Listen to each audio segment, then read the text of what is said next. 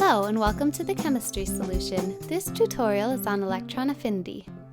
The electron affinity is the energy change associated with an atom gaining an electron, and in most cases we're talking about a neutral atom gaining an electron. Most often electron affinities are negative values, meaning that energy is released in this process. However, there are some exceptions to this rule, where the electron affinity is a positive value. And this occurs in the case of an atom becoming very unstable upon gaining an electron. The more negative the electron affinity value, the easier it is to add an electron to a particular atom. Let's look at the electron affinity trend on the periodic table. And as I mentioned before, this trend does contain some exceptions, which we'll cover in just a second. The general trend is that as you go from the bottom to the top of the periodic table, you don't see much change in electron affinity. But as you go from left to right across the periodic table, you see the electron affinity values becoming more negative. Now let's look at some exceptions. The first exception is the noble gases.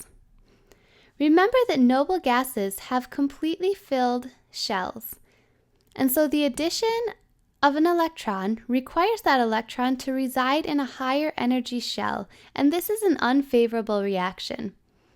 And because of this, all of the noble gases have electron affinity values greater than 0. The second trend is the elements in group 2A. And the electron affinities for the elements in group 2A are more positive than the electron affinities for the elements in group 1A, even though we said that usually we see electron affinity values become more negative as we go from left to right across the periodic table. And this is because the addition of an electron requires it to reside in the previously unoccupied p subshell. So remember, as you're determining electron configurations, for each new shell, the first 2 electrons go into the s subshell. Add a third electron, that electron now has to reside in the p subshell. And the third exception is the elements in group 5A. And the electron affinities for the elements in group 5A are more positive because the addition of an electron requires it to be put into an already occupied orbital. So again, remember, as you're filling in electrons in each new shell, the first 2 electrons go into the s subshell. Then you start putting electrons into the p subshell, with the first 3 electrons going into different orbitals. But remember that p subshells only have 3 orbitals, so the addition of a 4th electron into the p orbital requires it to pair up with an electron.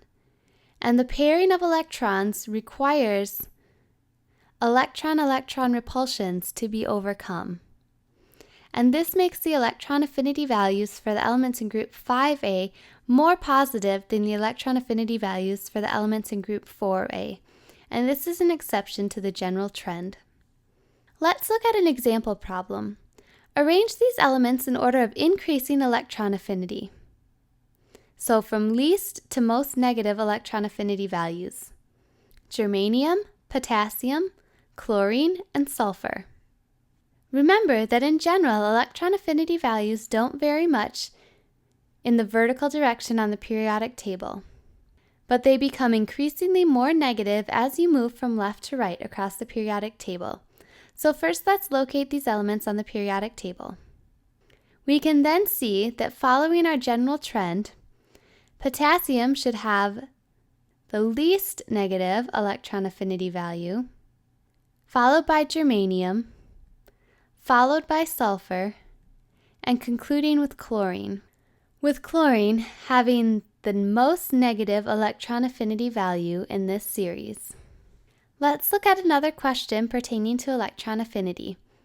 Why does phosphorus not follow the general periodic trend for electron affinity? Remember that phosphorus is in the 5A group on the periodic table. So here I've drawn out the electron configuration for phosphorus, abbreviating the inner cell electrons with the neon core.